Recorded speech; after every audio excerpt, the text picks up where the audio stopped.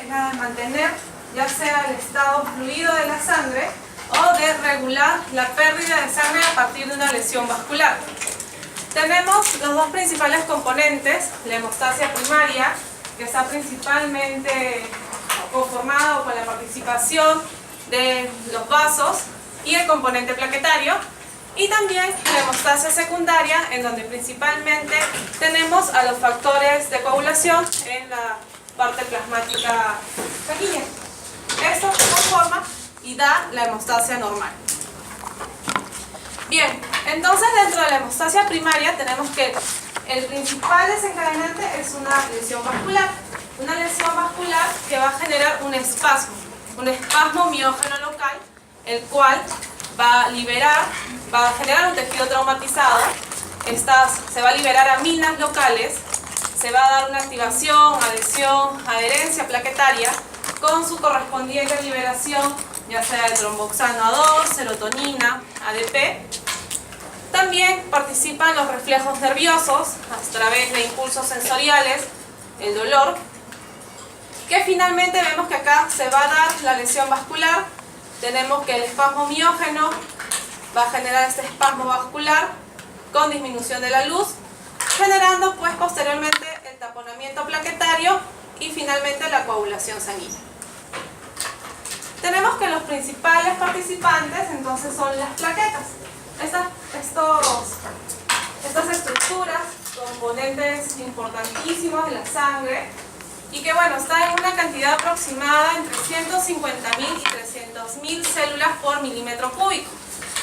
Son discos diminutos de 1 a 4 micras, muy pequeñitos en comparación con nuestros eritrocitos o leucocitos. En un frotis normal vamos a ver como salpicaditos, puntitos salpicados, muy diferentes pues a las estructuras bicóncavas de los eritrocitos o las estructuras de los leucocitos. Tiene un tiempo de vida media a nivel periférico entre 8 a 12 días. Aproximadamente el 10% de todas las plaquetas circulantes se recambian diariamente. También existen receptores a nivel de su superficie que van a ayudar pues a que se dé la adherencia y la adhesión entre plaquetas al momento de formar el coágulo.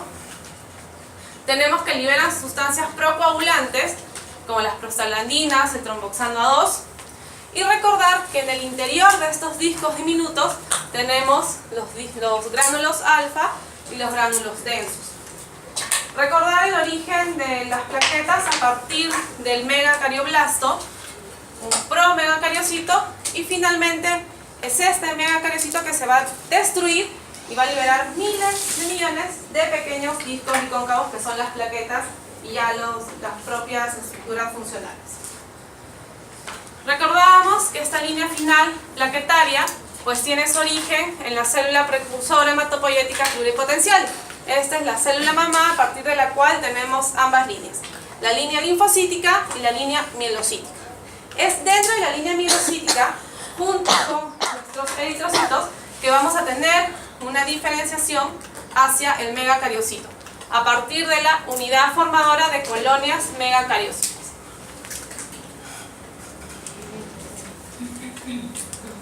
Habíamos mencionado que contenido importante de las plaquetas es la presencia de los gránulos alfa y los gránulos densos, o gránulos plaquetarios beta también.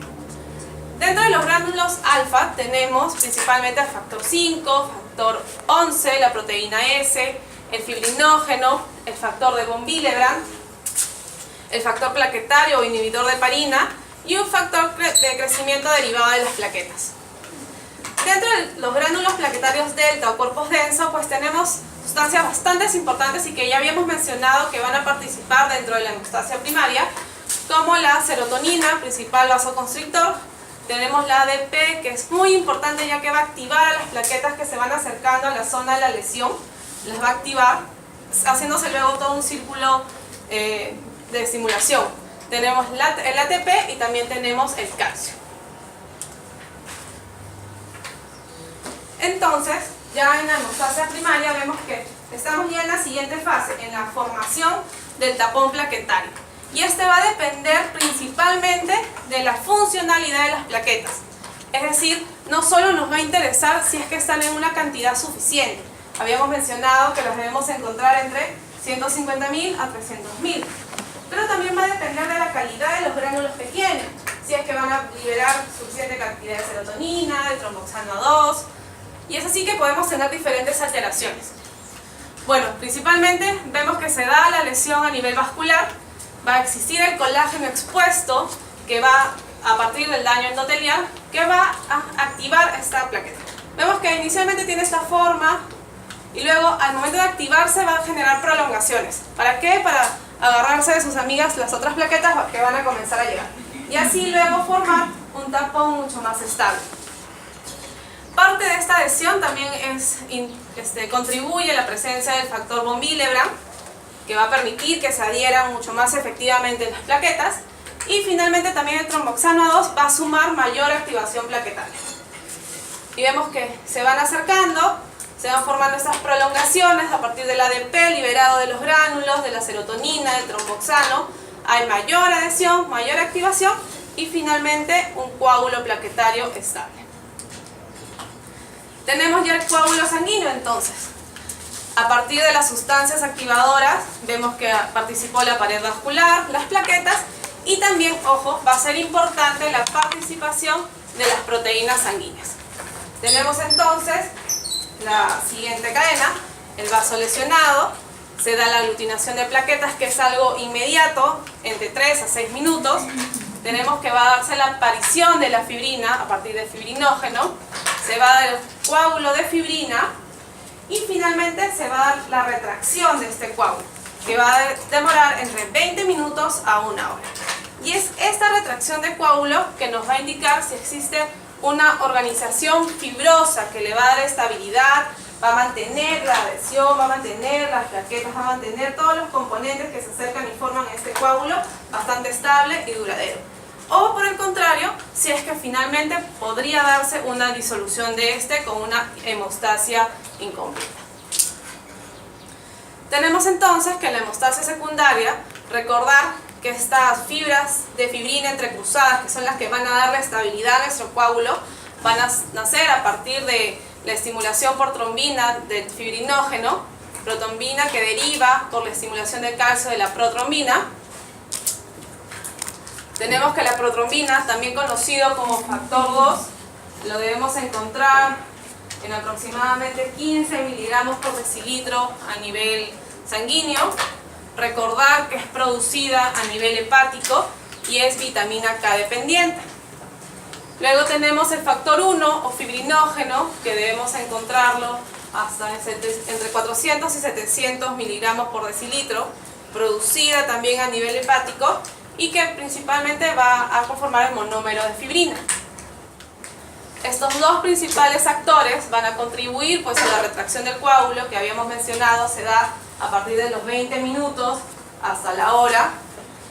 Se va a eliminar todo el fibrinógeno, se va a eliminar todo el fibrinógeno, se van a consumir los factores de coagulación del suero, finalmente dando suero, y a partir del factor estabilizador de fibrina vamos a tener que este coágulo se va a comenzar a estabilizar y retraer. Vemos que luego en el laboratorio existen pruebas funcionales que nos van a permitir medir si efectivamente esta retracción del coágulo fue efectiva y en un porcentaje que tenga significación. Bueno, esto de memoria es a veces un poco difícil. Tenemos el factor 1 o fibrinógeno, factor 2, protrombina, factor 3, factor tisular, que es el que nos estimula la vía extrínseca. Tenemos el calcio, factor 4, el factor lábil como cofactor, factor 6, no participa mucho, factor 7, factor estable. Estos son clásicos. Factor 8 asociado a hemofilia A, el factor 9 asociado a la hemofilia B, factor 10 que es casi el eje central que une ambas vías, el factor 11 o el antihemofílico C, el 12 el factor Heimann, factor 13 el factor estabilizante de fibrina y el 14 la proteína C. Luego vamos a darle algunas mnemotecnias para que sea mucho más fácil recordar la cascada de coagulación. Recordar con qué factor comienza la vía intrínseca. No sé de memoria, ¿no? con el factor 12. Todo comienza en la vía intrínseca con el factor 12. Vemos que luego va en orden decreciente, el factor 11, el 10 desaparece, el factor 9, factor 10, luego el 8, el 5 como cofactor, y finalmente el trombina. Luego esto lo vamos a repasar en otro gráfico. La vía extrínseca, por el contrario, comienza a partir del estímulo del factor tisular sobre el factor 7. Luego vemos que el factor 10 es un factor común. Tenemos que participa el calcio, el factor 5 como cofactor y también la protrombina, factor 2. Ya en el laboratorio, las pruebas convencionales que solicitamos y que todos los que acaban de hacer cirujanos o anestesiólogos les va a interesar conocer para evaluar cómo está la situación hemostásica de su paciente, son principalmente, por ejemplo, el tiempo de protrombina. Tenemos que este tiempo de protrombina recordar que nos va a valorar y nos permite estudiar la vía extrínseca a partir del factor 7 y factor 10. Principalmente alterada en qué pacientes? En pacientes que toman warfarina. Tenemos que el valor de referencia es encontrar este tiempo de protrombina en 12 segundos. Debemos siempre correlacionar tanto la concentración como el tiempo de protrombina. Es aquí que es importante el INR. Debemos normalmente mantenido entre 0.9 o 1.3. Si encontramos valores por encima de 4, ojo, ya tenemos un riesgo de hemorragia. Por eso es súper importante esta prueba de valorar preoperatoria. Luego tenemos el tiempo de tromboplastina parcial activada. Nos permite medir los efectos de tratamiento ya de otro fármaco también bastante utilizado como la heparina no fraccionada, la cual va a neutralizar la trombina y el factor 10 activado. Si encontramos un tiempo de tromboplastina parcial activada, nos va a indicar que alguno de los factores, ya sea el 5, el 8, el 9, el 10, 11 o 12, se va a encontrar consumido por debajo del 50%. O que también puede ser que el fibrinógeno lo encontremos por debajo de los valores de 100 miligramos por decilitro. Esta tromboplastina parcial activada nos va a valorar y nos va a permitir estudiar entonces la vía intrínseca, ¿no? Tenemos al 12. Importante también como prueba complementaria el tiempo de trombina, el cual debemos encontrarlo entre 15 a 20 segundos.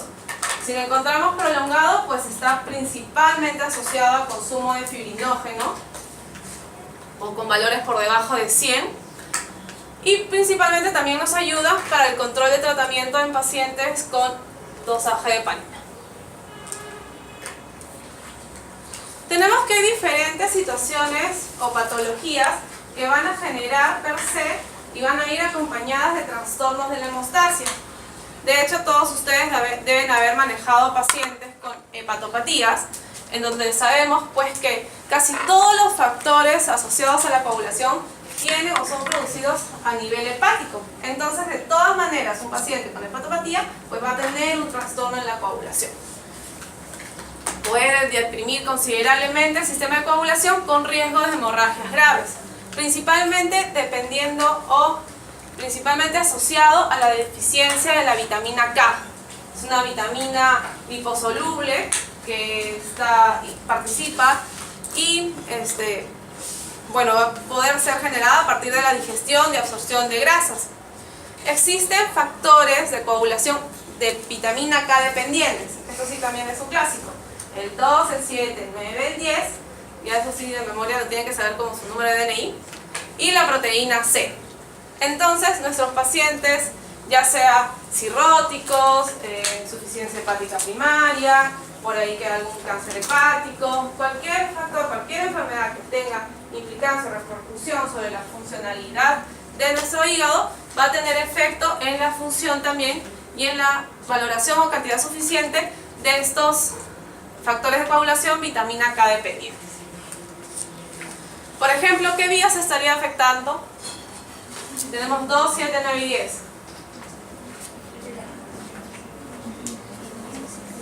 La extrínseca, ¿no? El 10, bueno, es un factor común, podría por ahí que afectarme también la intrínseca y la proteína C. Entonces, en nuestros pacientes hepatópatas, ¿qué pruebas podemos o qué pruebas son las recomendadas y más utilizadas para evaluación de la hemostasia? Tenemos la prueba de fibrinógeno. Si encontramos valores por encima de 400, pues de repente estamos todavía en un estadio inicial de la hepatopatía. Menos de 200 ya una enfermedad moderada. Y ya habíamos mencionado que ese punto de corte de 100 es ya crítico para alteraciones en la hemostasia. Luego tenemos el tiempo de trombina, pues generalmente prolongado debido a la deficiencia de fibrinógeno. Tenemos que el tiempo de protrombina va a encontrarse prolongado, incluso en la enfermedad hepática leve, principalmente por consumo de factor 7. Tenemos que también hay alteración leve en el tiempo de tromboplastina parcial activada. Suelen cursar con trombocitopenia leve. Luego tenemos la hemofilia, que es clásica y ya todo el mundo debe haber visto algún paciente con hemofilia. Tenemos la hemofilia A, principalmente asociada a ¿qué factor? Al factor 8, y es la más común, hasta en un 85%. Vemos que esta enfermedad es hereditaria, principalmente se manifiesta en pacientes varones y está asociado pues a herencia a través de cromosoma X. Y bueno, el restante porcentaje de 15% es la hemofilia B asociado al factor 9. Luego tenemos cuadros de pseudotrombocitopenia, y es algunas situaciones que podría deberse a algunas situaciones en el laboratorio. Por ejemplo, existen algunos pacientes en los que al exponer su sangre a un tipo de anticoagulante el cual se usa en laboratorio, se puede causar esta pseudotrombocitopenia. Se va a dar una aglutinación de las plaquetas, la cual al momento de las lecturas pues nos puede dar valores no muy cercanos a la realidad. De repente, por ejemplo, en los recuentos automatizados con el equipo podríamos tener valores diferentes a los que podríamos obtener de analizar la lámina, ya que en la lámina vamos a encontrar, por ejemplo, estas plaquetas aglutinadas. Se puede deber también a defectos técnicos en la obtención de la muestra. Puede haber también la presencia de plaquetas gigantes, plaquetas que no se han, o podrían ser incluso megacariocitos que no se han terminado de descomponer en sus partículas como plaquetas. Tenemos que generalmente cursan con tromboaglutininas frías, y hay algunas situaciones particulares bastante raras, como el satelismo plaquetario alrededor de los granulocitos, que también pueden ocasionar una pseudotrombocitopenia. Luego tenemos la valoración de la trombocitopenia. Es acá muy importante la prueba de retracción de coágulo. Esta prueba de retracción del coágulo puede verse influida por el fibrinógeno, por el hematocrito y la temperatura. Por ejemplo, en una muestra en un paciente policitémico vamos a tener que el coágulo pues, va a ser mucho mayor que en un paciente normal. Entonces va a ocasionar una disminución de la retractibilidad de este. ¿Cómo valoramos la retracción del coágulo? Pues extraemos, por ejemplo, 13 ml de sangre. Esto va a conformar el 100%. Luego medimos, recordábamos que la retracción de coágulos se daba entre 20 minutos a una hora. Le damos este tiempo, hay que someterlo a algunos estímulos como calor.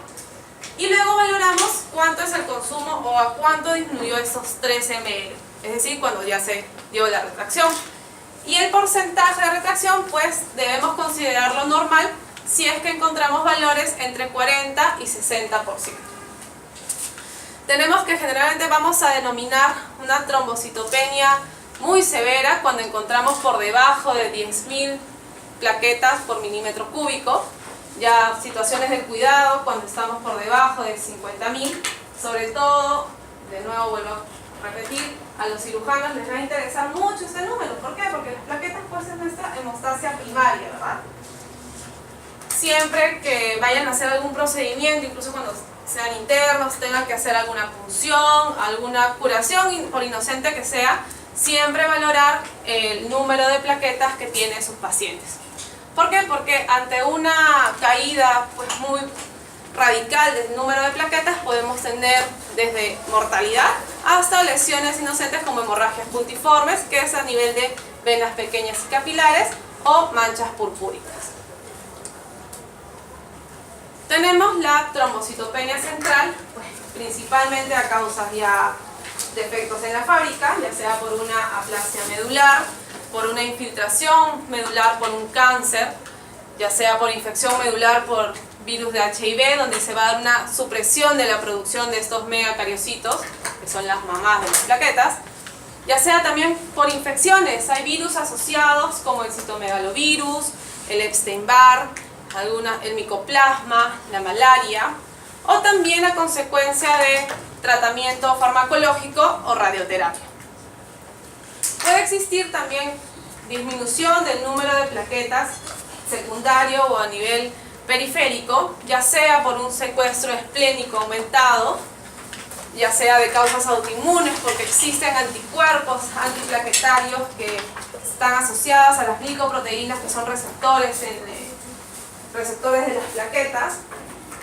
Pueden haber anticuerpos que se agregan a estos y finalmente las destruyen, ya sea por destrucción mecánica, porque tenemos pacientes con prótesis valvulares, o por hipertensión maligna, o en consumo excesivo, como en el CID o la púrpura trombocitopénica trombótica. Un cuadro que también van a ver con relativa frecuencia es la púrpura trombocitopénica idiopática. Principalmente se da en niños, es adquirida y está asociada en algunas situaciones a patologías infecciosas. En niños es aguda y autolimitada. En adultos suele ser crónica, es mucho más frecuente en mujeres que en varones, y está principalmente asociada a anticuerpos antiplaquetarios. Se va a dar una sensibilización de las plaquetas de nuestros pacientes, aumentando su destrucción a nivel esplénico. Generalmente estos pacientes cursan con trombocitopenia no tan severa, bueno, por debajo de 80.000. Pueden tener incluso sus pruebas de coagulación normal, vemos los factores no están alterados, y en médula ósea podemos encontrar pocos megacariocitos maduros. O sea, simplemente es a nivel de fábrica, ya sea por la presencia de anticuerpos antiplaquetarios. La púrpura trombocitopénica trombótica, por otro lado, también lo van a encontrar con relativa frecuencia. Es un cuadro mucho más aparatoso dependiendo de la severidad con la que se presente. Cursan con trombocitopenia severa, con anemia hemolítica microangiopática. Van a existir multímeros de factor von Willebrand con capacidad de inducir la adhesión plaquetaria. Se van a formar trombos hialinos en las arteriolas terminales y capilares, dando justamente este efecto de trombosis. Puede ser inducido por fármacos de origen infeccioso o de origen autoinmune. Existen unos criterios que nos van a ayudar a orientar nuestro diagnóstico, como es la trombocitopenia en el 100% de los pacientes, la anemia hemolítica microangiopática en el 100% de estos. Pueden cursar con síntomas neurológicos, cursan con psicosis, depresión, convulsiones. Pueden cursar también con enfermedad renal. Nosotros tuvimos una pacientita joven, creo que tenía 26 años, ingresa pues con pancitopenia, o sea, las 3 series estaban en el suelo. En la lámina pues encontrábamos esquistocitos justamente porque había habido pues la anemia hemolítica microangiopática, teníamos los restos, los eritrocitos fragmentados, y realmente la terapia que tuvimos que tener con ella fue bastante agresiva, principalmente en ella llegamos a la cuenta que era de origen autoinmune. No le habíamos encontrado ninguna asociación infecciosa, le habíamos barrido todos los estudios infecciosos posibles, no llevamos nada. Fármacos tampoco contribuía dentro de la historia, entonces llegamos a que era de origen autoinmune. Parte del tratamiento pues consistía en hacer recambios plasmáticos terapéuticos justamente para barrer del plasma todos estos anticuerpos circulantes que se adhieren a los receptores de las plaquetas. y que finalmente las van a destruir. Realizamos en ella ciclos de recambio plasmáticos interdiarios hasta, creo que fue 2 meses, y era el curso bastante tórpido porque evolucionaba bien, por ahí que siempre mantenía plaquetas en 4000, 5000, 10000, así como que era una burbujita, no la podías ni tocar porque de verdad podía reventar en cualquier momento. Subía, llegaba a 40.000, bien. Le bajábamos los ciclos del recambio de nuevo, ok. Bueno, finalmente la paciente evolucionó tórpidamente, fue incontrolable, gastamos un montón de plasma en ella, pero lamentablemente fue el curso de la enfermedad tan severo y tan grave que no se pudo controlar. Entonces sí, dependiendo de cómo lleguen sus pacientes, suelen tener no un final muy feliz. Luego tenemos la trombocitosis, donde por el contrario tenemos todo lo... Vemos por ejemplo acá una lámina periférica, y ¿qué es lo que destaca? Estos punteados, ¿no? Generalmente es una lámina con cielo estrellado, así le llamamos. Cuando vemos que destaca mucho las presencias de las plaquetas, las encontramos en valores por encima de 1.000.000, hasta por encima de 1.000.000. Generalmente se asocian pues a ferropenia por una estimulación hematopoyética elevada en pacientes con reciente esplenectomía, por una falta de eliminación de las plaquetas. Ya sabemos que pues estas se van a depurar.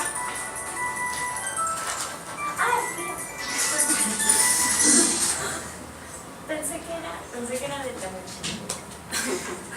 Luego tenemos que también la trombocitosis es clásicamente reactiva, secundaria a inflamación, a traumatismo, a cirugía, pero no llega a tener estos valores tan incrementados, así que no se vayan a asustar si entre sus pacientes post cirugía encontramos valores un poquito incrementados.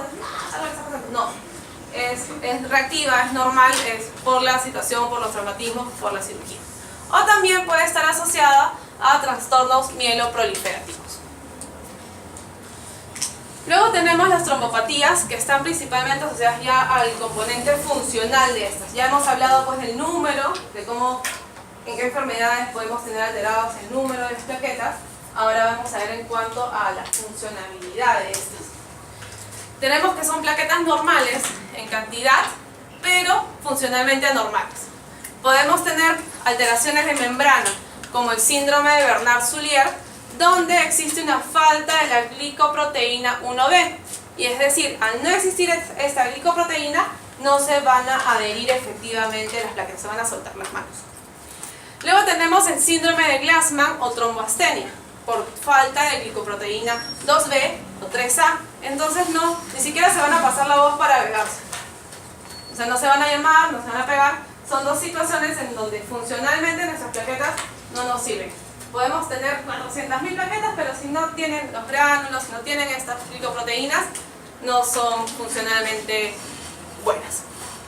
Luego tenemos también otra trombopatía asociada a alteración del contenido intracelular, por ejemplo a partir de la síntesis del tromboxano A2 alterada, donde pues a partir del espasmo vascular va a haber una falla en la agregación. En el caso de la enfermedad von Willebrand, habíamos mencionado que este factor es principalmente importante en la adhesión plaquetaria. La de tipo 1A va a representar el 80% y principalmente lo vamos a evaluar con qué pruebas. El tiempo de sangría, vamos a encontrarlo prolongado. El antígeno de von Willebrand pues consumido y por debajo de hasta un 50%. Tenemos que el recuento de plaquetas suele mantenerse dentro de los valores de normalidad, porque ya hemos mencionado que no es la cantidad, sino la calidad de estas. Tenemos que el tiempo parcial de tromboplastina activada puede encontrarse ligeramente prolongado. Existe una prueba con agregación de ristocetina que va a indicarnos, por ejemplo, que disminuye, ¿no?, cuando agregamos esta ristocetina. Y la actividad del factor 8, pues vamos a encontrar que la actividad está entre 30 y 50%. Allá. Vamos a poner un videito para recordar cómo es todo el ciclo de la hemostasia. No sé si tiene volumen. Pero bueno, ya, vamos escribiendo. se da el daño a nivel tisular, se deben liberar entonces, ¿qué factores? Se expone el colágeno, que nos va a estimular la vía intrínseca, luego se va a liberar, se va a dar la vasoconstricción, se va a liberar también el factor von Willebrand, se comienzan a adherir algunas plaquetas, se expone el colágeno, se va dando la adhesión más efectiva. Vamos a tener que estas plaquetas ya activadas van a liberar serotonina, ADP, tromboxano A2. Se va a estimular más adhesión plaquetaria, vamos a llamar a más amigas plaquetas. Estas a su vez se van a activar también.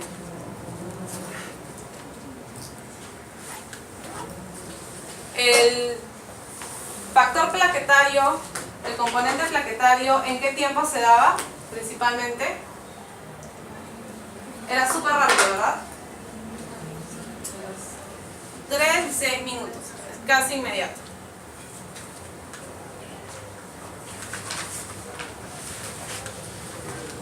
Vemos luego que acá ya tenemos la vía extrínseca con los cofactores como el calcio. Iniciamos la vía intrínseca, el factor 12. Acá ya comenzamos a correr la hemostasia secundaria, ¿no? Que es a partir de que se termina de formar el tapón plaquetario. Va corriendo en paralelo también la fase de retracción del coágulo, que va a ser un tapón mucho más estable.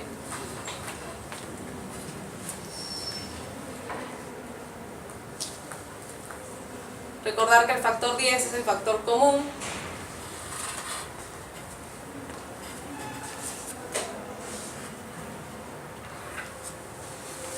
Teníamos que participar la trombina para la transformación de fibrinógeno a fibrina, que iba a ser justamente este tapón mucho más estable, se formaban estas redes de fibrina.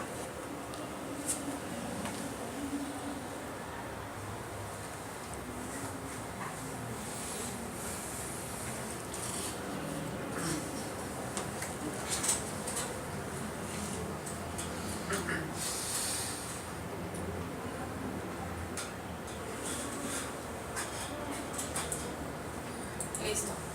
Entonces, para recordar ya como mnemotecnia, vamos a hacer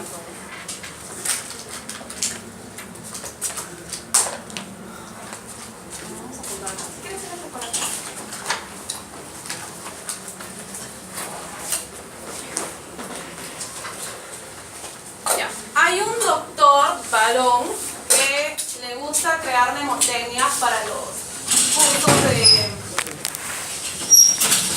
cursos de exámenes para residencia de